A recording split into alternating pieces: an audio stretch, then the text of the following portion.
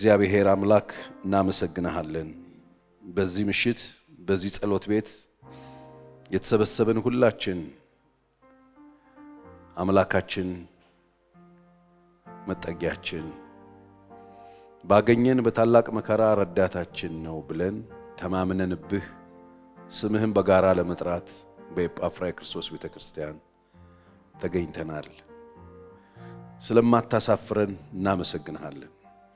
አንተ ቅዱስ ስለሆንክ በቅድስና እንድናመልክህ እንድናገለግልህ እርዳን። አንተ ቅዱስ ስለሆንክ እግዚአብሔር ሆይ ቅድስና እንድታካፍለን እንለምንሃለን። በመካከላችን በክብርህ ስራ ምንም የሚከለክልህ ኃይል አይኖር። የጨለማው ስራ የፈረሰ ይሁን። በልጆችህ ሕይወት ላይ የተዘራ ማንኛውም የጠላት ዘር የተቃጠለ ይሁን። በመንገዳቸው ላይ የተጠመደ ወጥመድ ሁሉ የተሰበረ ይሁን። ነፍሳችንን ከሞት እግሮቻችንን ከመሰናክል አይኖቻችንን ከእንባ ከልክለህ እዚህ ስላቆምከን እናመሰግንሃለን። እስትንፋስ የሰጠህን አንተ ነህ። በዚህ ሰዓት ተሰብስበን ቅዱስ ቅዱስ እንልሃለን። ከቅዱሳኑ መላእክት ጋር ተሰብስበን ጌታ እግዚአብሔር እልፍ ጊዜ እልፍ ሺህ ጊዜ ሺህ ቆመው በፊት ቅዱስ እየተባልክ ስለሚገባህ ነውና እኛም ስለሚገባህ ቅዱስ እንልሃለን። አንተ ንጹህ ጻድቅ አምላክ ነህ። ክብር ላንተ ይሁን። በማናችንም ሕይወት ውስጥ ትክክል ስለሆንክ ተባረክ። ማንኛችንንም ይቅርታ የምትጠይቅበት ሥራ ስለማትሰራ በእያንዳንዳችን ሕይወት ላይ አንተ ማታውቀው ምንም ነገር ስለሌለ እናመሰግንሃለን። ጸጋህን በመካከላችን ግለጥልን። ልጅህ ኢየሱስ ክርስቶስን ግለጥልን። በእያንዳንዳችን ላይ እግዚአብሔር ሆይ አሁን የተጫነ ቀንበር ተሰብሮ ኃይል ይምጣ፣ ሞገስ ይምጣ። በእያንዳንዳችን ላይ ስምህ በኃይል እንዲሰራ እንለምንሃለን። ክብርም ምስጋናም ተጠቅልሎ ወደ ማደሪያህ ይግባ። አሁን የታመሙ ቢኖሩ ይፈወሱ። በዚህ ሰዓት በጭንቅ ውስጥ ያሉ ሰዎች ከጭንቀት ይውጡ። እንደተናገርክ እንዲሁ ስለምታረግ እናመሰግንሃለን። በኢየሱስ ክርስቶስ ስም አሜን። እግዚአብሔር ይባርካችሁ። አረፍ አረፍ በሉ። ቴንኪው። በዚህ ምሽት ደግሞ ከእግዚአብሔር ጸጋ እንከፋፈላለን። ጌታ ረድቶን እግዚአብሔር አግዞን እግዚአብሔር ቤት መገኘት ይችላል። እኛ ቅድም ስንጸልይ ከአገልጋዮች ጋር መንፈስ ቅዱስ አንድ ቃል አቀበለን። ኃይላቸው እንደተዘጋ የተለቀቀ ነገር እንደሌለ ባየ ጊዜ እግዚአብሔር ለሕዝቡ ይፈርዳል፣ ለባሪያዎቹ ደግሞ ያዝናል ይላል። ክብር ለእግዚአብሔር ይሁን። እግዚአብሔር ያዝንላቸዋል። የተዘጋ የተለቀቀ ነገር እንደሌለ ባየ ጊዜ ለባሪያዎቹ እግዚአብሔር ያዝናል፣ ለሕዝቡ ደግሞ ይፈርዳል። ስለዚህ እግዚአብሔር ጻድቅ ፈራጅ ነው። ምናልባት መውጫ ቀዳዳ ባጣችሁበት ጉዳይ ላይ ጌታ ይመጣል። እግዚአብሔር ጣልቃ ይገባል። እርዳታን ረድኤትን እግዚአብሔር በሕይወታችሁ ላይ ያደርጋል። እስቲ በደንብ አሜን በሉኝ። እስቲ እግዚአብሔር ያያል በሉ እስቲ። አዎ እግዚአብሔር ያያል። ስለዚህ የተዘጋ ነገር ውስጥ ያላችሁ ሰዎች ምንም ተስፋ የለውም ይሄ ነገር መውጫ የለውም የምትሉት ነገር ውስጥ እግዚአብሔር መውጫ አዘጋጅቷል። አሜን። የተዘጋውን ወይኒ እግዚአብሔር ልጅ ኢየሱስ ታስታውሳላችሁ ሲጸለይ እነ ጴጥሮስን እንዴት አድርጎ በተአምር እንዳወጣቸው። የተዘጋ ነገርን መክፈት የሚችል ጌታ ነው። ክብር ለኢየሱስ። እሱ የዘጋውን ደግሞ ማንም ሊከፍተው አይችልም። ስለዚህ እግዚአብሔር ያለን ምንድነው? የተዘጋ የተለቀቀ ነገር እንደሌለ ባየ ጊዜ እግዚአብሔር ለሕዝቡ ይፈርዳል፣ ለባሪያዎቹ ደግሞ ያዝናል ብሎናል። ስለዚህ ቀኝ እጆቻችሁን ከፍ አድርጉና እግዚአብሔር ይፈርድልኛል፣ ያዝንልኛል፣ ከኔ ጋር ነው። አሜን። ስለዚህ እግዚአብሔር እንደሱ ብሎን ነው ወደዚህ የመጣ ነው። ጌታ የተመሰገነ ይሁን። ባለፉት ሳምንቶች ያው እየተማርን ያለ ነው። የዛሬ ሳምንት እንግዲህ እግዚአብሔርን መፍራት በቤተሰብ የሚለው ሐሳብን አይተናል። ዛሬ ደግሞ እግዚአብሔርን መፍራት በመልካም ስራ የሚል ሐሳብ ነው የምንይዘው። እንደ መነሻ የምናነበው የመጽሐፍ ቅዱስ ክፍል አለ ወይ? ታሪኩን እኔ ልንገራችሁና የተወሰነ 1-2 ቁጥር አነባለሁ። መጽሐፍ ቅዱስ ዮሐንስ ወንጌል ምዕራፍ 9 ላይ ታስታውሳላችሁ። ከመወለዱ ጀምሮ አይነ ስውር ሆኖ የተወለደ ሰው ነበረ እና በጣም ይገርም ነው። እና ጌታ ኢየሱስ ወደዛ ሰው መጣ፣ ከዛ አየው፣ ከዛ ጭቃ እንተንፋለ፣ ከዛ ቀባው፣ ሂድና ሴሊሆም ታጠባለው። ሰውየው ሄደ ይላል። ሄደ ታጥቦ እያየ መጣ ይላል። ሲመጣ ይህን ሰው የሚያውቁት ሰዎች አቤት የሰው መመሳሰል ይሉታል፣ እያዩት ማለት ነው። ምን ነው ሲላቸው የሆነ አይነ ስውር ሰው ያለ እሱን ትመስላለህ፣ አንተ አይን አለ ያኛው ግን አይን የለውም ነው የሚሉት። አይኔ እኮ ነኝ ይላቸዋል። እንዴት ሆናል ይሄ ምናምን አሉ። ምክንያቱም ጌታ ኢየሱስ ደግሞ ይህን ሰው የፈወሰበት ቀን ሰንበት ነበረ። ተጨቃጨቁ፣ እንዴት ይፈውሰዋል በሰንበት ቀን ብለው አበዱ። መጡ፣ ኢየሱስን ስሙን ሊያጠፉት ፈለጉ። ይሄ ሰውዬ ኃጢአተኛ ሰው ነው፣ እሱ ይሄን አይደለም፣ ዝም ብለህ እሱን አይደለም እግዚአብሔርን አመስግን ይሉታል። የአንዳንድ ሰዎች ምቀኝነታቸው እንትን የለውም፣ ወደር የለውም። እግዚአብሔርን አመስግን፣ እግዚአብሔር ነው የፈወሰ ምን ይሉታል። ልክ መንፈሳዊ ነው የሚመስሉት፣ ግን ምቀኞች ናቸው። እና ኢየሱስን ኃጢአተኛ ነው፣ ስለዚህ እሱ ላይ ዓይንህን አትጣል፣ የፈወሰ እግዚአብሔር ነው እሱ አይደለም ምን ይሉታል። እኔ ኃጢአተኛ መሆኑን እኔ አላቅም ማለት። ከዛ ሰውየው መልሱ በጣም እንትን ስላላቸው ቤተሰቦቹ ጋር ሄዱና ይሄ ልጃችሁ ነው ሲሉ፣ አዎ ልጁማ ልጃችን ነው። እኔ ነገር እንዴት ሆነ? እኛ ስንወልድ አይነ ስውር ሆኖ ነው የተወለደው። አሁን ይሄን ራሱ ሙሉ ሰው ነው ጠይቁት አሏቸው። እና ኃይለኛ ጭቅጭቅ ይፈጠራል እዛ ጋር። ይገርመኛል። ታውቃለህ በየዘመኑ ሰዎች አይለወጡም ማለት ነው። አሁንም አሉ እኮ እነዚህ ሰዎች ታውቃለች፣ ምቀኛ ሰዎች አሉ። በጣም ነው የሚገርመኝ እኔ ሰው መመሳሰል በጣም ነው የሚገርመኝ። የምቀኝነት አይነት ነው የምታዩት። ከዛ መጡና ድጋሚ አሁንም አንተ ሰውዬ ነው ቆይ እኔ የምለው ድጋሚ ጠየቃችሁኝ፣ እናንተም ልትከተሉት ደቀ መዝሙር ልትሆኑ አስባችሁ? ደስ ይላል። ይሄ ተፈዋሽ ራሱ በጣም ነው ደስ ያለኝ። ፋይናሊ አንድ ነገር ይናገራል። 31 ቁጥር ላንብብላችሁ ከርዕሴ ጋር ስለሚሄድ ማለት ነው። እንደዚህ ያላቸው ጭቅጭቁን እሱ ኃጢአተኛ ነው ቀድሜ ነግሬያችኋለሁ፣ እንግዲህ አሁን እናንተ ደቀ መዝሙር መሆን ፈልጋችኋለሁ ይላችኋል ከፍ ብሎ ከ29 ጀምሮ። 31 ላይ ግን እግዚአብሔርን የሚፈራ ፈቃዱንም የሚያደርግ ቢኖር ያንን እግዚአብሔር ይሰማዋል እንጂ ኃጢአተኞችን እንዳይሰማ እናውቃለን አለ። አይገርም? አይነ ስውር እንሁን እንጂ እናውቃለን። ምኑን? እግዚአብሔርን የሚፈራ ሰው ነው። እግዚአብሔርን የሚፈራ ሰው ነው እንዲህ አይነት ነገር እግዚአብሔር የሚረዳው። እርዳታ ያለው እግዚአብሔርን የሚፈራ ነው። እግዚአብሔርን መፍራት ብቻ ሳይሆን ፈቃዱን የሚያደርግ ነው። እግዚአብሔር እኮ አብሮት ሆኖ ይሄን ሊሰራ የሚችለው። እግዚአብሔርን የማይፈራ ሰው ኃጢአተኛ ሰው ይሄንን ሊያደርግ አይችልም አላቸው። አያችሁ፣ እግዚአብሔርን መፍራት እንደው ባለፈው እንዳልኳችሁ መንፈሳዊ መምሰል አይደለም። ስለ እግዚአብሔር ክብር እያወሩ ምቀኛ መሆን አይደለም። እግዚአብሔርን መፍራት ከስራ ጋር ይሄ የሚያሳየን ይሄንን ነው። እግዚአብሔርን የሚፈራ ፈቃዱን የሚያደርግ እንጂ እግዚአብሔር የሚሰማው ኃጢአተኛውንማ አይሰማም። ለኃጢአተኛ እንዲህ አይነት ስራ የለውም። ኃጢአተኛ እንዲህ አይነት ድንቅ ነገር አያደርግም። ኃጢአተኛ የዘመናት ቀንበር አይሰብርም። ኃጢአተኛ እንዲህ አይነት አነጋጋሪ ታሪክ አይሰራም። ኃጢአተኛ ከመወለዱ ጀምሮ አብሮት የነበረን መከራ፣ ጉስቁልናና ችግር መከራውን ሊያነሳ አይችልም። ይሄንን ሊሰራ የሚችለው እግዚአብሔርን የሚፈራ ፈቃዱን የሚያደርግ ሰው ብቻ ነው ማለት። አይገርማቸውም? ስለዚህ እግዚአብሔርን መፍራት ከስራ ጋር ከመልካም ስራ ጋር መልካም ስራ ግድ ነው። ለዚህ ነው ጌታ ኢየሱስ በዮሐንስ ወንጌል ምዕራፍ 12:26 ላይ ጠራቸው የሚመጡትን ሰዎች ሊያገለግለኝ የሚወድ ቢኖር ምን ይበለኝ? ይከተለኝ። እኔ ባለውበት አገልጋይ ይሆናል፣ አባቴም ያከብረዋል። ስለዚህ ምንድነው ማለት ነው? አሁን የያዝነው ጉዞ ኢየሱስን የመከተል ጉዞ ነው። ክርስትና ወይም ክርስቲያን ማለት ክርስቲያን በመጀመሪያ ጊዜ በአንጾኪያ ነው ክርስቲያን የተባሉት ኢየሱስን ይከተሉ ስለነበር ነው፣ ደቀ መዝሙር ስለነበሩ ነው። ስለዚህ ክርስቲያን ነን ብለን ክርስቶስን እንከተላለን ካልን ክርስቶስ ይሰራል፣ መልካም ስራ ይሰራል፣ አነጋጋሪ ስራ ይሰራል። ምን ይሰራ ነበር? እሱን የተወሰነ ፖይንት ዛሬ እነግራችኋለሁ። እግዚአብሔርን መፍራት ከስራ ጋር አይ ተሰርቶልኛል፣ ጌታ ታምር አድርጎልኛል፣ የዘላለም ሕይወት ሰጥቶኛል ብሎ ስራ አልባ ሆኖ መኖር አይደለም። እግዚአብሔርን የሚፈራ ፈቃዱን የሚያደርግ ነው አሁን የምለው ስራ መስራት የሚችል። ኢየሱስ ከመወለዱ ጀምሮ ውር የነበረውን ሰው የፈታው፣ አይን ሰጠው፣ አየ። ለምን? ኢየሱስ የመጣው ምጥት ብሎ መስቀል ላይ ሙትት ሊል አይደለም፣ ስራም ነበረው። ኃጢአተኞችን ይቀርብ ነበር። ይሄ ኮምፕሊኬትድ የሆኑ ጥያቄዎችን ይመልስ ነበር።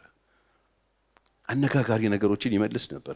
ሰዎች ይነጋገራሉ እኮ ታውቃላችሁ። ይሄ ልጅ ሲወለድ ኃጢአት ሰርቶ ነው ወይስ እናቱ ሆድ ውስጥ ነው የሰራው ወይስ እናትና አባቶቹ የሰሩት? በቃ መነጋገሪያ የነበረን ነገር መልስ የሌለውን ጥያቄ ይመልስ ነበር። ኢየሱስ መጥቶ የእግዚአብሔር ክብር ይገለጥ ዘንድ ነው፣ የእግዚአብሔር ስራ ይታይ ዘንድ ነው ብሎ መጥቶ ይሄ በማህበረሰቡ መካከል ጭንቅ የሆነውን መልስ የሌላቸውን ጥያቄዎች ይመልስ ነበር። ስለዚህ ኢየሱስ የጠራን እንድንከተለው ነው። ስንከተለው እግዚአብሔርን አምነን ጌታን አምነን ቤተክርስቲያን እየዘመርን ቁጭ ብለን እንድንኖር ብቻ ሳይሆን ስራ አለን። ምን ስራ? መልካም ስራ። ጌታ ኢየሱስ የታመሙት ሰዎችን ይራራላቸው ነበረ በሚኖርበት ዘመን። ስለዚህ እንደ ክርስቲያን የምንኖር ከሆነ እግዚአብሔርን የምንፈራ ከሆነ ለታመሙ ሰዎች መራራት አለብን። ጌታችንን ከሆነ የምንከተለው ኢየሱስ ይራራ ነበረ፣ ለታመሙ ሰዎች ሩሩህ ነበር፣ ያዝን ነበር። ማቴዎስ ወንጌል ምዕራፍ 14 ቁጥር 14 ወጥቶም ብዙ ሕዝብ አየና አዘነላቸው፣ ከዛ ድውዮቹንም ፈወሰ ይላል። ጌታ በምድር ሲኖር ያዝናል፣ የታመሙትን ሲያይ ያዝናል። ክርስቲያኖች ለታመሙ ሰዎች ታዝናላችሁ ወይ? እናዝናለን ወይ? አያችሁ፣ እግዚአብሔርን መፍራት ሐዘን አለው ውስጡ። ይሄ ሰውዬ ቅድም ያነበብኩላችሁ ሰውዬ ሲፈውሰው አዝኖለት ነው። ድፍን እንደዚህ የሆነን አይን ሲፈውስ አዝኖለት ነው። ወጥቶ ድውዮችን ብዙ አየና አዘነላቸው፣ አዘነና ፈወሳቸው። ምንድነው ፓስተር ቸሬ እየነገርከን ያለው? ለታመመ ሰው እዘኑ። ከቻላችሁ ደግሞ እግዚአብሔር ጸጋ ውስጣችሁ ካለ ፈውሱ፣ ካልቻላችሁ ደግሞ አሳክሟቸው። የምታዝንለት ከሆነ ለታመሙ ሰውዬ እዘንለት። ካዘንክለት መታከሚያ ስጠው። ካዘንክለት ውስጥ የሆነ ነገር ካለ እርዳው። ካዘንክለት ገስታውስ አስገብተ ገንዘብ አትወስድበት። ካዘንክለት በሽተኛ ሰው የታመመ ሰው ልትራራለት፣ ልትደግፈው፣ ልታዝንለትና በጎ ልታደርግለት ኢየሱስ ያዝን ነበረ። የታመመ ሲያይ ኢየሱስ ያዝን ነበር። የታመመ ሰው ስታዩ ምን ነው ቢሰማችሁ? ለታመመ ሰው ትጸልያላችሁ? እናንተ እግዚአብሔርን አመስግናችሁ ብድግ ብላችሁ ከጤንነት ስትወጡ የታመሙ ሰዎችን ታስቧቸዋላችሁ? በየሐኪም ቤቱ ያሉትን፣ በየመኝታቸው ያሉትን፣ በየጸበሉ በየጸሎት ቦታ ያሉትን፣ በየቤቱ ያሉትን፣ በየቦታው የተኙትን የታመሙ ሰዎችን ይኸውላችሁ። እግዚአብሔርን መፍራት ከሐዘን ጋር ነው። ሐዘን አለው ውስጡ። መጽሐፍ ቅዱስ መዝሙረ ዳዊት 42 ላይ ለችግረኛና ለምስኪን የሚያስብ ሰው ምስጉን ነው ይላል። ምን የሚል ሰው? የሚያስብ ሰው ምስጉን ነው። ምስጉን ነው። እግዚአብሔር በበሽታው ጊዜ መኝታውን ያነጥፍለታል፣ በምድር ላይ ያስመሰግነዋል። እግዚአብሔር ከዛ ፌቨር አድርጎ እኮ አይደለም፣ አስቡ። ችግረኛ ማሰብ፣ ታማሚ ማሰብ። እኔ እናቴ በዚህ በጣም ነው የምትኮንነኝ። በጣም ጥሩ እናት ነው ያለኝ። በቃ ሁሉ ጊዜ እጇ ላይ የሆነ የምትለቃቅመው ነገር አታጣም። ቁጭ ብላ ወይ ጠዋት ቂንጬ ስትለቅም ታያታለህ። ረፈድ አድርጋ የለችም ሲባል የሆነ የታመመ ሰው ቋጥራ ይዛው ሄዳለች። ማንም ሰው የማያስባቸውን ሰዎች በየሰርቻ የወደቁ ሰዎችን ታስባቸዋለች። ሁሉ ሊረሳቸው ይችላል። የሆነ ሰው ማድ ቤት ውስጥ እንጀራ እየጋገረች ታገኛታል። ምንም ሰው የላቸውም፣ ምስኪን ደካማ ናቸው። ቸርች አትመጣ፣ አትዘምርም፣ ልሳን አትጸልይም፣ አትውረገረግ። እግዚአብሔርን መፍራት ስራ አለው ከመልካም ስራ ጋር። በጣም ሩቅ እንዳትሄዱ። እግዚአብሔርን ስለ መፍራት ስታስቡ ነግሬያችኋለሁ። ራሩ። በቃ ታማሚ ሰው ያሳዝናችሁ፣ ችግረኛ ሰው ያሳዝናችሁ። ምንም ነገር ማድረግ ባትችሉ እንኳን ልታዝን ተካፈሉ። መጽሐፍ ከሚያዝኑ ጋር ምን በሉ ልቤ። የክርስትናው እኮ ትምህርት ነው እኮ። ከሚያለቅሱ ጋር እንድናለቅስ፣ ከሚያዝኑ ጋር እንድናዝን፣ ከሚከፉት ጋር አብረን፣ ከሚደሰቱትም ጋር አብረን እንድንደሰት ነው እግዚአብሔር። ምቀኛ እንድንሆን አይደለም። አሁን አይኑ የተከፈተለትን ሰውዬ ዝም ብላ አስበው፣ ደስ ብሎታል። ከሱ ጋር መደሰት አቃታቸው ሰዎቹ። ቤተሰቦቹ ደስ ብሏቸዋል። ጧት እየመሩ ልመና ቦታ መውሰድ የሆነ በቃ ለነሱ ደስታ ነው። እዛ ቤት የገባው ደስታ አላስደስታቸውም። ፈሪሳውያን እንዴት ሰንበት ቀን ግን ይፈውሰዋል? ኃጢአተኛ ነው፣ ችግርማ አለበት፣ ይመርመር ይላሉ። አይገርማችሁ?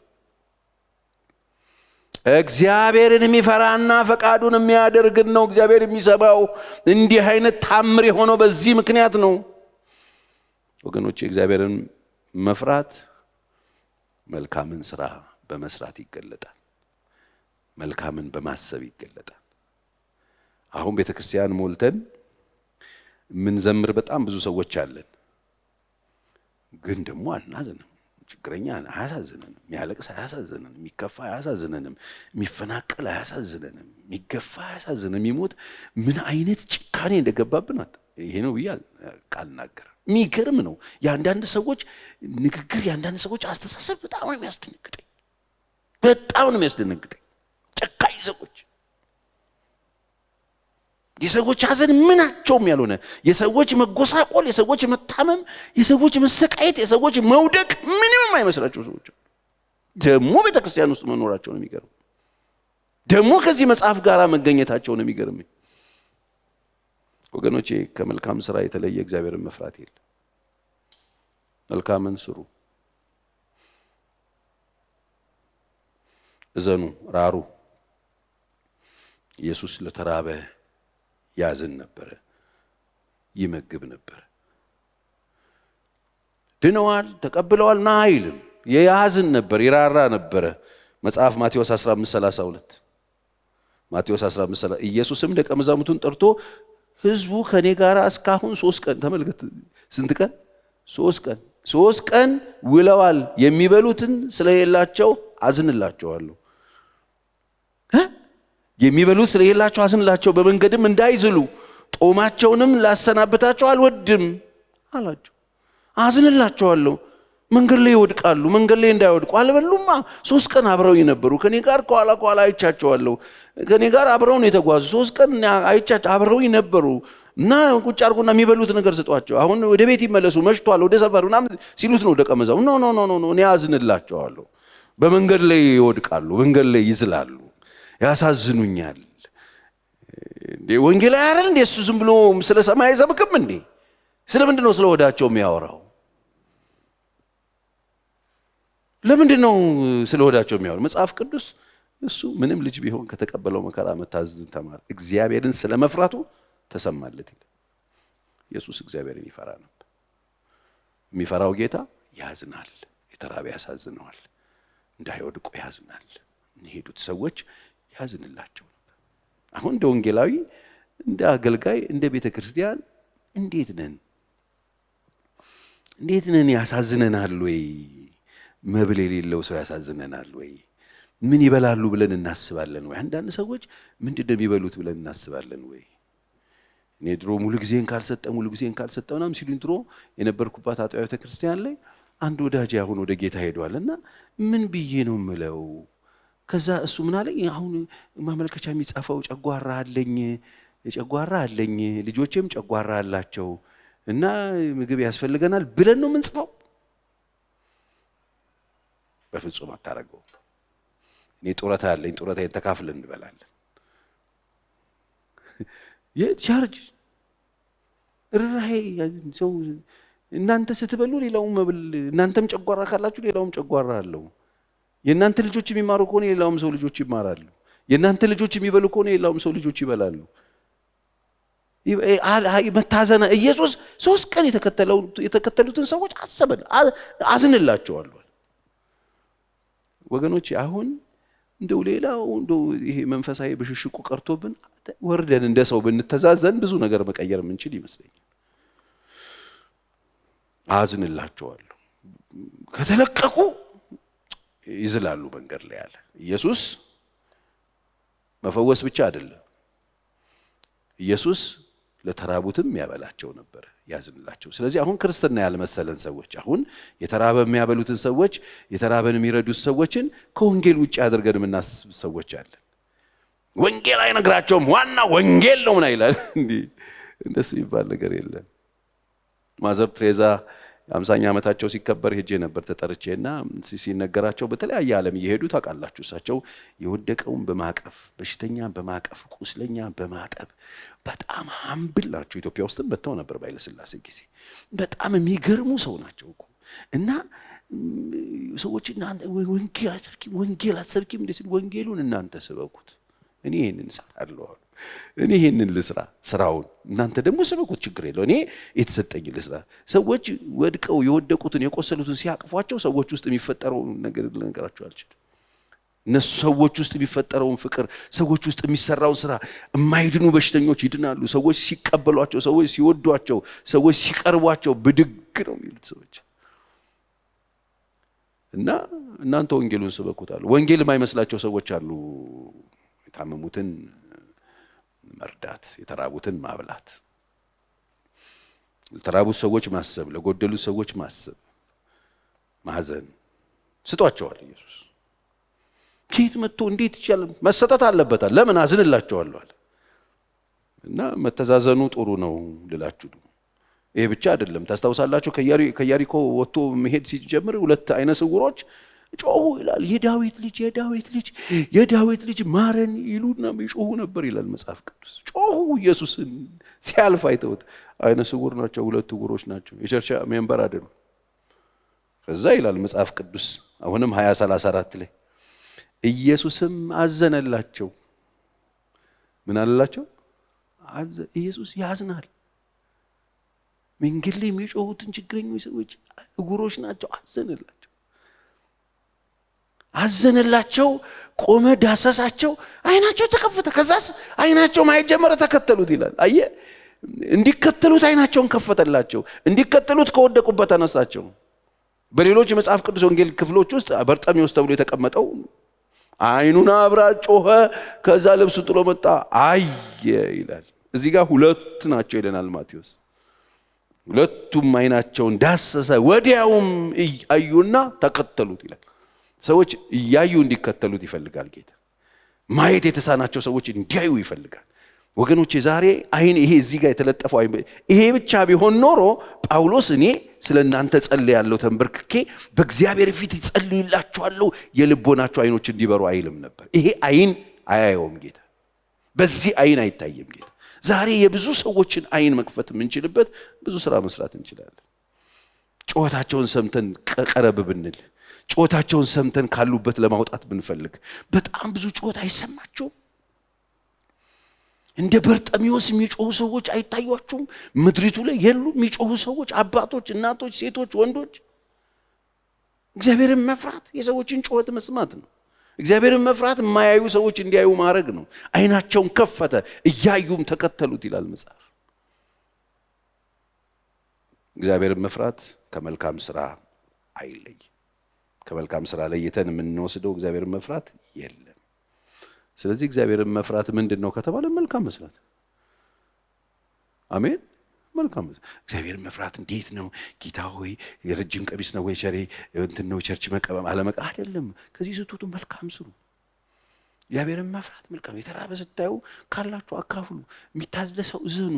ምንም ማድረግ ባትችሉ እዘኑ። የሰዎችን መከፋት፣ የሰዎችን ሐዘን እዘኑት። እግዚአብሔርን መፍራት ነው። ለታመሙ ሰዎች አስቡ። አሁን በጣም ብዙ አይምሯችሁ ስራ ያጣ ሰዎች፣ ግራ ገብቷችሁ ብቻችሁን በቲክቶክ በሰማይ ናውዛችሁ የምትሉ ሰዎች እስቲ ከዚህ ሰዓት ጀምሮ የታመሙ ሰዎችን አስቡ። ካልጋ መነሳት የማይችሉ ሰዎችን አስቡ። ራሳቸው ቆርሰው መብላት የማይችሉ ሰዎችን አስቡ። የሰው እርዳታ የሚፈልጉት ሰዎችን አስቧቸው። ይሄ ባላንስ እንድትሰሩ ያደርጋቸዋል። ሰከን ብላችሁ ምድር ላይ እንድትኖሩ ያደርጋቸዋል። ከጥጋብ ያወጣቸዋል፣ ከትዕቢት ያወጣቸዋል፣ ከኩራት ያወጣቸዋል። እመኑኝ እኔን ህይወታችሁን ስትክልክል ነው የሚያደርግላችሁ። አላስፈላጊ ፍላጎቶቻችሁን ይገልላችኋል። እኔ እላለሁ በጣም በዝሙት በጣም የምትቸገሩ ሰዎች ብያለሁ ከዚህ በፊት። ወጣቶች በጣም የምትቸገሩ ሰዎች፣ ቦይፍሬንድ በጣም የምትፈልጉ ገርል ፍሬንድ የምትሉ በጣም ያሞቃችሁ ከወገበታች ብቻ ያላችሁ ሰዎች የምትሰሙኝ ከሆነ እናንተ ማድረግ ያለባችሁ ካላችሁበት ችግር ለመውጣት የጌታ ሰው ዘይት አይደለም። እናንተ ማድረግ ያለባችሁ መቄዶንያ ሂዱና ችግረኛ ሰዎችን እርዱ። ቮለንተር አድርጉ። ጌርጌሶን ሂዱ። ስለ እናት ሂዱ። በካንሰር የታመሙ ሰዎችን ሂዱና እርዱ። እንዴት እንደምትስተካከሉ ታገኙታላችሁ። በጸሎት በጸበል ያለቀቃችሁ አጋንንት ለቋችሁ ይሄዳል። ሰውነት ወደ ህይወታችሁ ሰው ትሆናላችሁ። ስትክልክል ትላላችሁ። የሚቀበሩ ሰዎች ሂዱና እዩ። በየሆስፒታሉ የወደቁ ሰዎችን ሂዱና እዩ። የተቸገሩ ሰዎች እናንተ ይዛችሁት በጣም እንደምንም የቆጠራችሁት ደግሞ አቶ የሚሰቃየውን ሰው አስቡት። እዛ ስትሄዱ ተስተካከላል። አሁን ደብሮ ባዶነት እየተሰማ ብሽቅ ብለ አስጠልቶ ዝም ብለ እዛ ድርሽ ልምጣ ብለ መተ ሙሉነት ተሰምቶ ሐሴት እያረክ እየዘመርክ መሄድ የምትችልበት ጸጋ ነው እያካፈልኩ ያለው። መልካምን ስሩ። የሚያስብ ሰው ነው ያለው። ምስጉን ለችግረኛ ለምስኪን የሚያስብ ጌታችን አዛኝ ነው። ጌታችን ያስባል። ጌታችን ያዝናል። ጌታችን ይራራል። የተራቡትን ያሳዝኑታል፣ የታመሙት ያሳዝኑታል። የሚጮሁ ሰዎችን ጩኸት ይሰማል፣ መልስ ይሰጣቸዋል። የሄዱ ሰዎችን ቀንበር ይሰብራል፣ ይፈታል፣ ነፃ ያወጣል። እዚህ ጋር አሁን እያንዳንድሽ መንግሥተ ሰማይ መግባት ከፈለግሽ እኔን ተቀበይ ሲል ታገኝ አለ? የለም እኮ እዚህ ውስጥ ሲሄድ ግን ይሄን ይሰራል። እግዚአብሔር ማስተዋል ይስጠን። ይሄ እግዚአብሔር የመፍራት ምልክት ነው። ርኅራኄ አገልግሎታችን ውስጥ ርኅራኄ ማሳየት ይሄ የቤተክርስቲያን ተልእኮ ነው። አገልግሎት የምናገለግል ሰዎች፣ ጌታን የምንወድ ሰዎች ወደፊት ጌታ በምድራችን እንዲወደድ እንዲከበር፣ ስለ ኢየሱስ ሰዎች እንዲያውቁ እግዚአብሔርን እያከበሩት እንዲኖሩ የምትፈልጉ ከሆነ እግዚአብሔርን እናቃለን የምንል ሰዎች ርኅራኄ ልናሳይ ያስፈልጋል።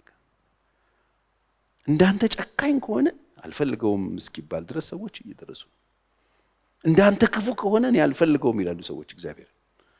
ለምን? የኛ ርኅራኄ የለም። ያለ ርኅራኄ ነው በቃ እግዚአብሔር አድኖኛል፣ ነፃ ወጥቻለሁ፣ አለቀ በቃ ላይ ወጥተናል። የለም ርኅራኄ ግን ውስጣችን የለም። አዘኔታ ግን ውስጣችን የለም። የሚያለቅስ ሰው አያሳዝነንም። የሚቸገር ሰው አያሳዝነንም። የከተማ ችግር አያሳዝነንም። የምስኪኑ ችግር አያሳዝነንም። የሌሎች ሰዎች ለቅሶ አያሳዝነንም። ምንም ውስጣችን አይነካም። ገና ስለ ሌባ ያ የሌባ አይነ ደረቅ እንባባላለን።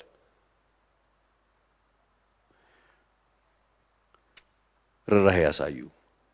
ርኅራኄ ማሳየት እግዚአብሔርን የመፍራት ምልክት ነው። ለተራበ ማብላት እግዚአብሔርን የመፍራት ምልክት። አሁን በጣም መንፈሳዊነታችን ጨምሮ የተራበ ማብላት ምን ዋጋ አለው? ዋናው ኢየሱስ ነው አይደለም? እግዚአብሔርን የምትፈሩት ከሆነ የእግዚአብሔርን ፈቃድን ወቁ። ጌታ ኢየሱስ በምድር ሕይወቱ ሲኖር ያዝን ነበር፣ ይራራ ነበር ለችግረኞች። ስለዚህ ርኅራኄ ያሳዩ። ለተራበ መግቡም፣ ለበሽተኞች ፈውስን፣ ከቻልን መጸለይ፣ ካልቻልን ማሳከም፣ መርዳት፣ ማገዝ ምን አለበት ብንረዳ። ኢዮብ እኮ ተራ ሀብታም አልነበረም። መጽሐፍ ሲነግረን እኮ ኢዮብ የሚገርም ነው።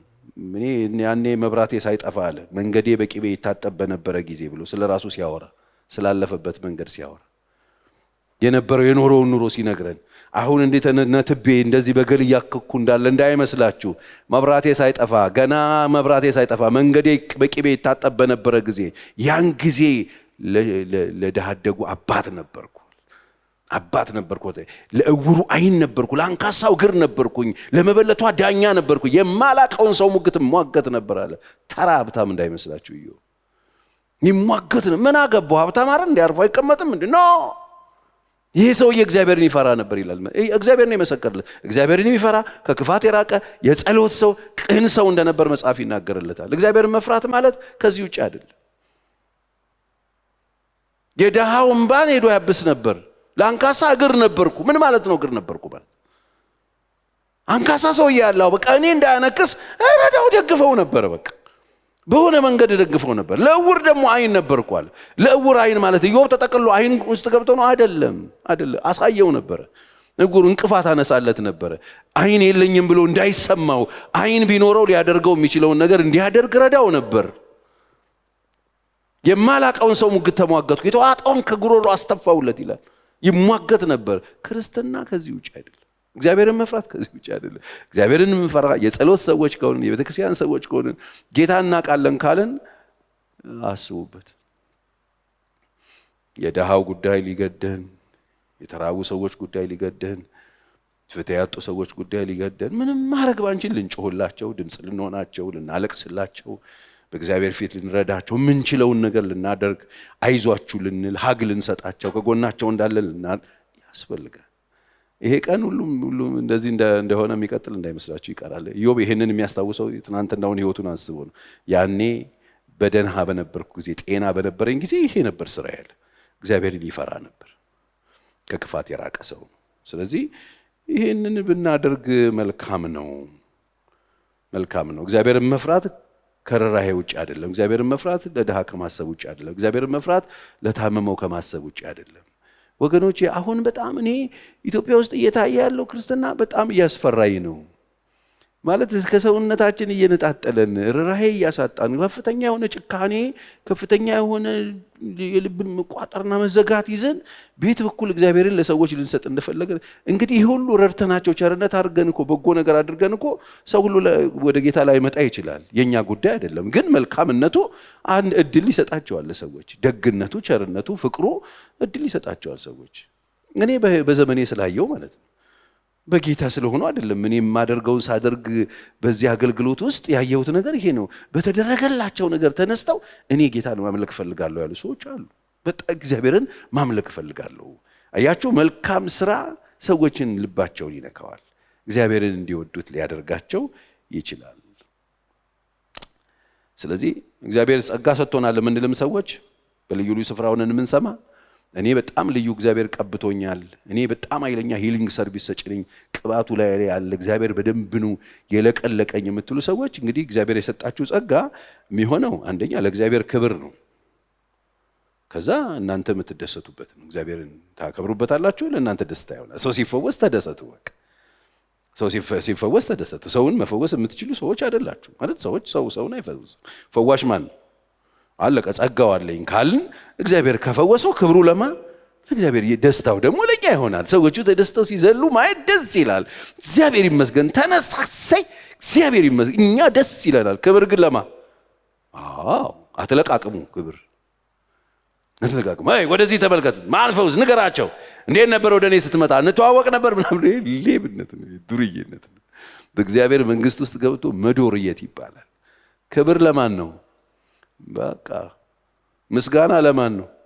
በቃ ጸጋ አለን ካላችሁ አለን የሚሉ ስላሉ ማለት ነው። እግርና አስረዝማለን ምናምን የሚሉ ሰዎች አሉ ካሉ እውነት እኔ በእግዚአብሔር ጸጋ ስጦታ ምንም አልደራደርም። ካለ ይሰራል፣ ወሬ የለውም። ከሰራ ደግሞ ክብር ለማን ያመጣ? ለእግዚአብሔር ያመጣ። በቃ ይሄ ጸጋ ያላችሁ ሰዎች አገልግሉ፣ ክብር ለማሰጡ ለእግዚአብሔር። በቃ እግዚአብሔር ሲከበር ደስ ይላችኋል፣ አትበሽቁም። እግዚአብሔር ሲከበር የሚበሽቅ አጋንንት ብቻ ነው።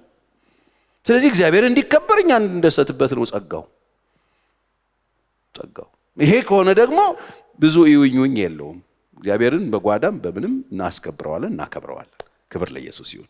ደስ ይለናል። ደሃምባው ሲታበስ፣ የወደቀ ሲነሳ፣ የሳተ ሲመለስ፣ የታመመ ሲፈወስ፣ እግዚአብሔር ሲከብር ደስ ይላል። ለዚህ ነው እግዚአብሔር የሰጣችሁን ጸጋ ለሱ ተጠቀሙበት። ሌላው የተበተኑትን ደግሞ ዝብርቅርቅ ብሎ የተበታተኑትን ደግሞ ያስተምር ነበር ጌታችን። ትምህርት ደግሞ ይሰጥ ነበር። እግዚአብሔርን መፍራት በመልካም ስራ ነው፣ እንዳልኩት ነው። የታመሙትን ይራራላቸዋል፣ ለሌላቸው ይመግባቸዋል፣ የታመሙትን ይፈውሳል፣ አይን ለሌላቸው አይን ይሰጣቸዋል፣ በጎ ነገር ያደርግላቸዋል። ይሄ ብቻ አይደለም፣ ተበታትነው ያሉትን ደግሞ ያስተምራቸው ነበር ጌታ። እንደሱ ነው የሚለው መጽሐፍ ቅዱስ ማርቆስ ወንጌል 6:34። ኢየሱስም ወጥቶ ብዙ ሕዝብ አየና ያያቸው ሰዎች ደግሞ እረኛ እንደሌላቸው በጎች፣ እረኛ የሌለው በግ ሲወጣ እረኛ የላቸው ብትንትናቸው ወጣ ነው። ወዴት እንደሚሄዱ አያውቁም እኮ ማለት ነው። በቃ ለአውሬ የተጋለጡ ማለት ነው። እግዚአብሔርን ስትፈሩት የተበታተነውን ስታዩ ታዝናል። አሁንም እዚህ ጋር ተበታተኑ በጎች ስለነበሩ አዘነላቸው። አሁን ለተበታተኑት የሚያዝን ነው ኢየሱስ።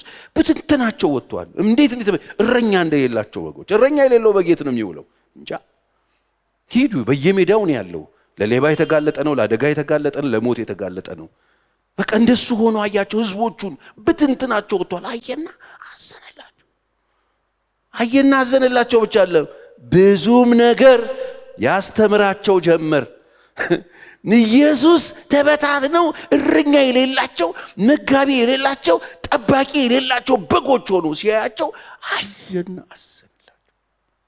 እግዚአብሔርን ስንፈራ ነው እናይና እናዝናለን። በምድሪቱ ላይ የተበተነ የበግ አይነት ይታየናል። ናዝናለን። ለበላተኛ የሚሰጠው በግ ያሳዝነናል። አውሬ የሚበላው በግ ያሳዝነናል።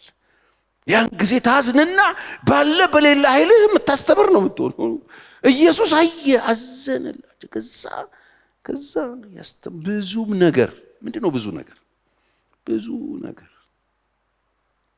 መንግስተ ሰማይ የምትገቡት አለ። ብዙ ነገር ነው ያስተማረው። የተበተነ በግ ብዙ ነገር ነው የሚማረው። ብዙ ነገር ስለ ሪሌሽንሺፕ ይማራል፣ ስለ ትዳሩ ይማራል። ብዙ ነገር ነው ይማራው። ስለ ቤተ ክርስቲያን ይማራል፣ ስለ ህይወት ይማራል፣ ስለ ክቡርነት ይማራል፣ ስለ አይደንቲቲ ይማራል። አለኝ ስለሚላቸው ነገሮች፣ ስለ ሁሉም ነገር፣ ስለ ብዙ ነገር ኢየሱስ አስተማራቸው። ምክንያቱም የበታተናቸው ነገር አለመማራቸው፣ የበታተናቸው ነገር ዕውቀት ማጣታቸው ስለሆነ ኢየሱስ ብዙ ነገር አስተማራቸው። አይዞ አየና አዘነ፣ ተበታትነዋል። እግዚአብሔርን መፍራት ነው እሱ። ትውልድን አሻግሮ ማየት፣ ያለውን ነባራዊ ሁኔታ መረዳት፣ ለዛ የሚሆን ትክክለኛ ዕውቀት መስጠት እግዚአብሔርን መፍራት ነው። እኔ አሁን አያለሁ አንዳንድ ሰዎች በጣም ብዙ ነገር የሚያውቁ እግዚአብሔር የረዳቸው የተማሩ መንፈሳዊ ነገር በደንብ ግብት ያላቸው በደንብ ስክን ያሉ በዕውቀት በደንብ ጤም ያሉ አንዳንድ ሰዎች ብቅ ብለው እይታቸውን የሚያስቀምጡት ነገር አሜዚንግ ነው። ይገረማሉ። የሚገርሙ በቴዎሎጂ ብትል በምን ብትል መንፈሳዊ ነገራቸው ቆንጆ የሆነ ለትውልዱ ለሚታየው አሻፈረኝ ብሎ ለተበታተነው እረኛ ለሌለው መንጋ የሚሰጧቸው የሚገርሙ ኮንቴንቶች ያሏቸው ሰዎች አሉ። የሚነግሯቸው ነገር ስሙ። ይሄ እግዚአብሔርን የሚፈሩ ሰዎች የህይወት ምልክት ነው። ይሄ ልክ አይደለም፣ ይሄ አካሄድ ልክ አይደለም፣ እንደዚህ አይባልም፣ እንደዚህ አይባልም፣ እንደዚህ አይባልም፣ እንደዚህ ሰው ትሪት አይደረግም፣ እንደዚህ የሚሉ ሰዎች አሉ። ትልልቅ ሰዎች፣ እግዚአብሔር የረዳቸው ሰዎች። ይሄው እኔም እያልኩ ኢየሱስ አየና አዘነ፣ ብዙ ነገር አስተማራቸው። እኔ በጎቹ ሲሰበሰቡ አየሁ። በዛ በኩል ያሉትን እስቲ እናንተ ምንድነው የበተናችሁ? እንጀራ ፍለጋ። ይሁላችሁ ይሄን መጽሐፈ ቸር ይበሉት። እንጀራ እኮ የህይወት እንጀራ መጀመሪያ ትበሉና እንጀራ እኮ በስራ ነው የሚገኘው፣ እንጀራ እኮ በእንደዚህ ነው የሚገኘው። በዚህ በኩል ደግሞ የሚሮጡ ሰዎች አሉ፣ ሌሎች ነው። እናንተስ ምንድነው የበተናችሁ? በጎች ሲል መቼም 4 እግር ያላቸውን ያዳል በግ ምናምን አታስቡ። ሰዎቹ ሰብስብ አድርጎ አስተማር። ብዙ ነገር ልክ ዮሐንስ ታስታውሳላችሁ ሲያጠምቅ ብዙ ነው ያስተማረው እሱ። ቀራጩ ይመጣል፣ ወታደሩ ይመጣል፣ ነጋዴው ይመጣል፣ ለሁሉም ይበቃቸውን ለሁሉም ትምህርት ይሰጥ ነበር፣ ለሁሉም እንደየሙያቸው እንደየስራቸው። ኢየሱስም ብዙ ነገር ለተበተኑት በጎች አስተምሮ። እግዚአብሔርን መፍራት ለተበተኑት ሰዎች ዕውቀትን መስጠት ይጨምራል። መልካም ነው እሱ። መልካምን ይሰራ ነበር ኢየሱስ። ስለዚህ እግዚአብሔርን ስትፈሩ መሪና አስተማሪ ትሆናላችሁ። በምትወጡበት ስፍራ የተበተነውን ስታዩና ታዝኑለታላችሁ። በተሳሳተ መንገድ የሚሄድን ሰው ስታዩ አትፈርዱበት፣ ታዝኑለታላችሁ። አመጽ ውስጥ ያለን ሰው ስታዩ ታዝኑለታላችሁ። ተራሩለትና በየት በኩል እንደሚወጣ እድል ትሰጡታላችሁ፣ ታስተምሩታላችሁ። አለኝ የምትሉት ነገር በፍቅር የምታደርጉት ነገር ሁሉ በፍቅር የምታደርጉት ታውቃላችሁ አይደል? ቸርነት ከፍቅር ውጪ አይሰራም። ደግነት ከፍቅር ውጪ አይሰራም። ርህራሄን የምታሳዩት ከፍቅር ጋር። ፍቅር ከጎደለው ምንም የለም። ያለ ፍቅር ሰዎች ዞር እንዲሉላችሁ የምትሰጧቸው ነገር ሰዎችን አይደናቸው። ግድ የላችሁ። በመልካም ስራ እግዚአብሔርን መፍራት ይቻላል። እግዚአብሔርን ፍሩት፣ መልካምን አድርጉ፣ ውጡና አድርጉ። ኢየሱስ ክርስቶስ እንደሱ ነው ያለው። አስተማራቸው፣ ብዙ ነገር ያስተምራቸው ጀምር ይላል። አብረውት የተከተሉትን ያመኑበትን እሱን ብለው የወጡትን ጌታን ብለው የተከተሉትን ያስተማራቸውን ደግሞ እስኪ ጠግቡ ድረስ ያበላቸው ነበር። ያስተማራቸውን የሰበሰባቸውን ክምር ያደረጉት ከተለያየ ቦታ የመጡትን የተበታተኑትን አስተማረ። የተከተሉትን አዘነላቸው፣ ሰበሰባቸው። ተስፋ ያደረጉትን ሁሉ ይሰበስብና ደግሞ የሚመግብም ነው። አይገርም? ኢየሱስ እንደዚህ አይነት ደግ ነው። የመጨረሻ ጥቅሴ ነው ማርቆስ 6:35 የቅድሙን ተመሳሳይ በማርቆስ። በዚያን ጊዜም ብዙ ሰዓት ካለፈ በኋላ ደቀ መዛሙርቱ ወደ እርሱ ቀርበው እነዚህ የተሰበሰቡ በጎች የተማሩ በጎች ቦታው ምድረ በዳ አሁን መሽቷል የሚበሉት የላቸውምና በዙሪያ ወዳለው ገጠሮች መንደሮች ሄደው እንጀራ ለራሳቸው እንዲገዙ አሰናብታቸው አሉት። ይሄ የሰበሰባቸው በጎች የተበታተኑት በጎች በተመስጠው እየተማሩ ነበር። ደስ ብሏቸዋል። መሸ። እኔ ልክ አሁን እንደማስተምርበት ሰዓት መሸ። ስለዚህ መሽቷል፣ የሚሄዱት ሩቅ ነው። ስለዚህ አሁን ጌታ አሁን ሸኛቸው። በቅርብ ጎረቤት ሀገር ሄደው ለራሳቸው እንጀራ ገዝተው ይብሉ፣ በቃ ይደሩ እዛው። አሁን መሸ፣ ምግብ ያስፈልጋቸዋል ሲሉ ኢየሱስ ምን እንዳለስቡ፣ እርሱ ግን መልሶ እናንተ የሚበሉትን ስጧቸው አላቸው። እናንተ የሚበሉትን ስጧቸው አላቸው። ሄደን እንጀራ በ200 ዲናር እንግዛላቸውን እንዲበሉ እንስጣቸውን? የ200 ዲናር ሄደን እንጀራ ገዝተን እንዲበሉ እንስጣቸው ጌታ ሆይ? አይ። እርሱም ስንት እንጀራ አላችሁ አላቸው። ስንት እንጀራ አላችሁ? አሁን እናንተ እጅ ላይ ስንት እንጀራ አለ? ግዢ ቦታ አትሄዱ አላቸው። ከዛ ሂዱና ይው አላቸው። ባወቁ ጊዜ ያላቸውን እዛው እንግዲህ ሁሉ ሰው ያለበት ቦታ ላይ እንጀራ ይዛል አሳ ይዛል ሲባል ሲፈለግ ተገኘ። ስንት ተገኘ? 5 ባወቁ ጊዜ 5 እና 2 ዓሣ አሉት። 5 ቂጣ እና 2 ዓሣ ተገኝቷል። በጣም ጥሩ የተገኘው ይሄ ነው። የፈለጋችሁት ሄዳችሁ ያገኛችሁት ይሄ ነው። በጣም ጥሩ። ከዛ ሁሉንም በየክፍሉ በለመለመ ሳር ላይ እንዲያስቀምጧቸው አዘዛቸው።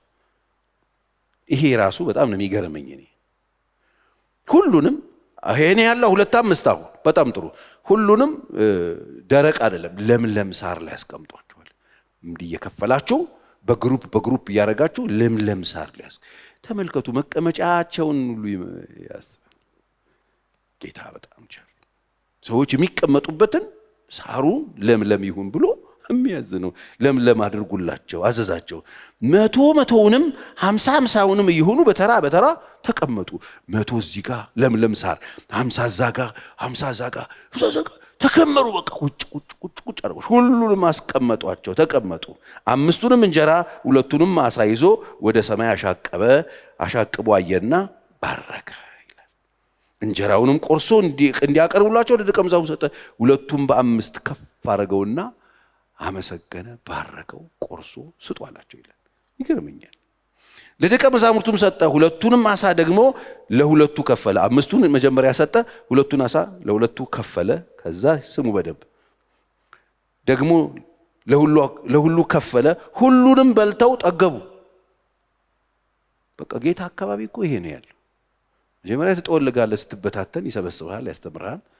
ከዛ ደግሞ ይራራልሃል፣ መቀመጫህን ያስተካክልልሃል፣ እረፍት ይሰጥሃል። ኢየሱስ በጣም ደግ ነው። አሜን። ከዛ ጠገቡ። ከቁርስራሹም 12 መሶብ የሞላ አነሱ። ዓሣውም ደግሞ 44 እንጀራውም የበሉትም ወንዶቹ 5000 ነበረው። አይገርም? ዓሣውንም ደግሞ እንጀራውንም የበሉትም ወንዶች 5000 ነበሩ። 5000 ሰው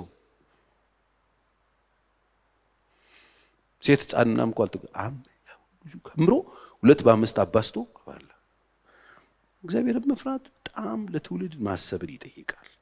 መልካም ማድረግን ይጠይቃል። ረፍትን ይጠይቃል። መልካም መቀመጫን ይጠይቃል። ሰዎች እንዳይቆረቆራቸው ማድረግን ይጠይቃል። እግዚአብሔርን መፍራት የትም ይቀመጡ የትም ይኖር የራሳቸው ጉዳይ ምናምን አይልም። እግዚአብሔርን መፍራት የሰዎች የነገ መኖሪያቸው፣ ማረፊያቸው፣ መቀመጫቸው፣ ምቾታቸውን ሁሉ የሚያስብ ነው። ስለዚህ ወንጌል ማስተማርም ሆነ ለተራበ መራራት፣ መመገብ ሁለቱም ጌታ ለሰው እንድናደርገው በፍቅር እንድናደርገው የሰጠን ተግባር ነው። ወንጌልም እንሰብካለን። መራራቱንም መመገቡንም ርኅራኄ ማሳየቱንም ለወንጌል የተሰጠ ነው። ስለዚህ ቤተ ክርስቲያን ለታመመ መራራት፣ ለተራበ ማብላት፣ የተቸገረን መርዳት፣ በተለያየ ችግር ውስጥ ላሉ ሰዎች ማሰብ የሌለበት የቤተ ክርስቲያን ተልእኮ የለም። ስለዚህ ይሄንን አብረን ማሰብ አለብን። ስለዚህ አካባቢያችሁ፣ ሰፈራችሁ፣ መንደራችሁ፣ የምትኖሩበት አካባቢ ከዚህ ቀን ጀምሮ የምታዩት የተጎዳ ሰው ስታዩ ምንም ማድረግ ባትችሉ እራሩለት፣ እዘኑለት፣ ሳሱለት። ምንም ማድረግ ባትችሉ አብራችሁ ትዘኑ፣ አይዞ በሉት። ገና ምን አይተ ይላል ሰው ሲሞት ሁሉ እንደሱ የሚሉ ሰዎች ጌታን አግኝቷል አይባል። በሰው ቁስል ውስጥ እንጨት መስደድ እግዚአብሔርን ያለ መፍራት ምልክት ነው። እግዚአብሔርን ብንፈራው ጥሩ ነው። ለዚህ ነው በሴሊሆም ግንብ ተነዶባቸው የሞቱትን ሰዎች ታስታውሳላችሁ? በሴሊሆም ግንብ ተነዶባቸው የሞቱት ሰዎች ከናንተ የተለየ ኃጢአተኛ መስለው ታይቷችሁ ከሆነ ተጠንቀቋል። ተጠንቀቁ፣ ንስሐ ባትገቡ እናንተም እንደሱ ትሆናላችሁ አለ። በቃ የሞት ጉዳይ ድንገት ነው የመጣው። ምን ኃጢአት ሰርተው ነው ምናምን ሲሉ ኖ ኖ ኖ ኖ ኖ ኖ ኖ ንስሐ ባትገቡ እናንተም እንደዚህ ምን ተነዶ ምን እንደምትሆኑ እቺ መሬት ስንጥቅ ብላ ልናልቅ እንችላለን። ንስሐ ባትገቡ እናንተም። ስለዚህ እግዚአብሔርን ፍሩት። እግዚአብሔርን መፍራት በመልካም ስራ፣ እግዚአብሔርን መፍራት ከሰዎች ጋር በሰላም መኖር፣ እግዚአብሔርን መፍራት የተራቡትን በመመገብ፣ እግዚአብሔርን መፍራት ችግረኛ ሰዎችን በመርዳት፣ ለታመሙ በማዘን፣ የታመሙትን በመጠየቅ። ይሄ አንዱ ነው። አንዱ ነው። ከነዚህ ነገሮች ውጪ ሆኖ እግዚአብሔርን መፍራት ስለሌለ መጽሐፍ የነገረን እሱ ነው። እግዚአብሔርን የማይፈራ እግዚአብሔር ፈቃድ እግዚአብሔርን የሚፈራ ፈቃዱን የሚያደርገውን እንጂ እግዚአብሔር የሚሰማው ሌላውንም አይሰማ። እነዚህ እኮ እግዚአብሔር እናውቃለን ነው የሚሉት እኮ ክብር ለእግዚአብሔር ስጡና የሚሉ ሰዎች ማለት ነው። ኖ እግዚአብሔርን መፍራትና እግዚአብሔርን የሚፈራና ፈቃዱን የሚያደርግ ነው የሚሰማው። ፈቃዱ ምንድን ነው? ፈቃዱ ይሄው እግዚአብሔር ማስተዋል ይስጥ። እስቲ አሜን በሉ።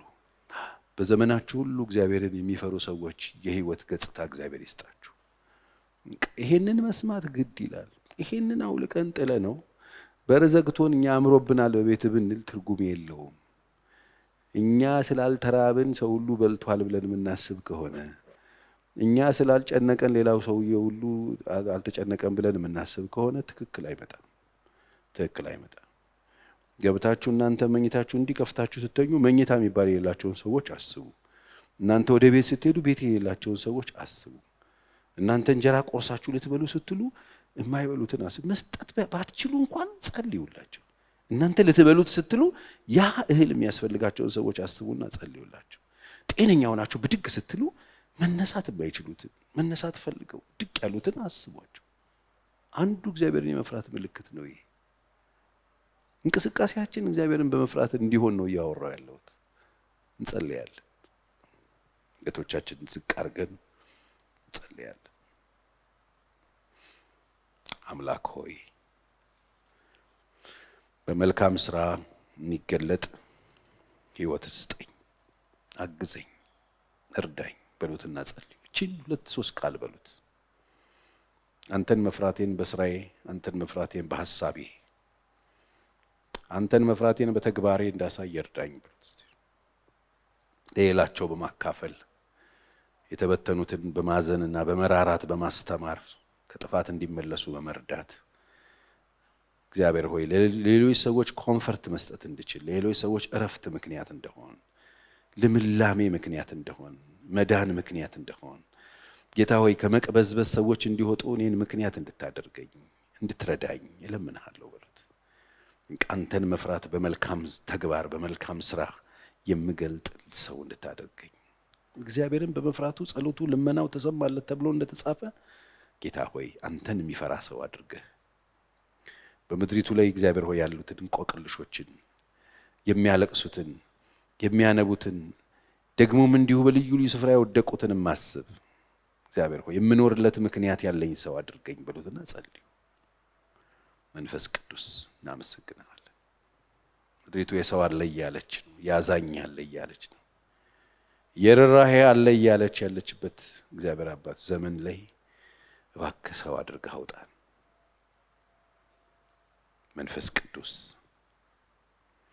ልጆችህ በፊት ተሰብስበን አንተን እንለምንሃለንና እባክህ እርዳን። በቃ ልባችንን ቀይረው፣ ድንጋዩን ልብ ከውስጣችን አውጣልን። የሚራራ ልብ ስጠን፣ የሚያዝን ልብ ስጠን ጌታ ሆይ። የሚራራ ደግሞም ስስ ልብ ስጠን ጌታ ሆይ። ለአንተ የሚገዛ የሚሸነፍ ልብ ስጠን። እኛስ የክርስቶስ ልብ አለን ተብሎ ተጽፎ ዛሬ ልባችንን እናስፈትሻለን ጌታ ሆይ። ልባችንን ቀይርልን፣ በአንተ ልብ ቀይርልን። የእኛን ጠንካራ ጨካኝ አረመኔ ልብ አውጣና ያንተን ደጉን ሩሩን ቸሩን ያንን የዋሁን ልብ ስጠን ጌታ ሆይ። እስቲ እግዚአብሔር ሆይ በሉት። አንተ አምላኬ ነህ፣ አንተ አባቴ ነህ። ከዚህ ምሽት ጀምሮ የኔን ልብ አውጥተህ ያንተን ልብ በእኔ ውስጥ እንድታደርግ እለምንሃለሁ። አንተ ስትራራ እንድራራ፣ አንተ ስታዝን እንዳዝን፣ አንተ ስትደሰት እንድደሰት ልቤን ቀይረው። ከዚህ ሰዓት ጀምሮ ያስጨነቀኝ ቀንበር ከላይ ላይ የተሰበረ ይሁን። ጌታ ሆይ የምኖርልህ የምሞትልህ አንተ እንድትሆን አግዘኝ። ስለ ሁሉ እናመሰግናለን። ይሄ ሕዝብ በስምህ የተባረከ ይሁን። እግዚአብሔር አምላክ ይባርካችሁ። እግዚአብሔር አምላክ ይጠብቃችሁ። እግዚአብሔር አምላክ ከእናንተ ጋር ይሁን። ከዛሬ በኋላ የቀረው ዘመናችሁ ሁሉ ለበረከት ይሁን። ከክፉ ሁሉ እግዚአብሔር ይጠብቃችሁ። ምንድነው ያገኘው ይሄ ሰው? ከዚህ ቀን በፊት እንደዚህ አልነበረም፣ እንደዚህ አልነበረችም። ምንድነው የሆነችው የሚያስብል ተአምራት በቤታችሁ ይሁን፣ በመንገዳችሁ ይሁን፣ በድርጊቶቻችሁ ላይ ይገለጥ። የነካችሁት ይፈወስላችሁ፣ የተናገራችሁት ይጽደቅላችሁ። እግዚአብሔር በነገር ሁሉ ከእናንተ ጋር ይሁን፣ ትንሹን ትልቅ ያርግላችሁ። ዘመናችሁ በቤቱ ይለቅ። እግዚአብሔር ከክፉ ይሰውራችሁ፣ መልአኩን ከፊታችሁ ይስደድላችሁ። በመንገዳችሁ ሁሉ እርሱ ከእናንተ ጋር ይሁን። አንድ ቀን በክብር በመንግሥቱ እንገናኝ። ደህና አደሩ።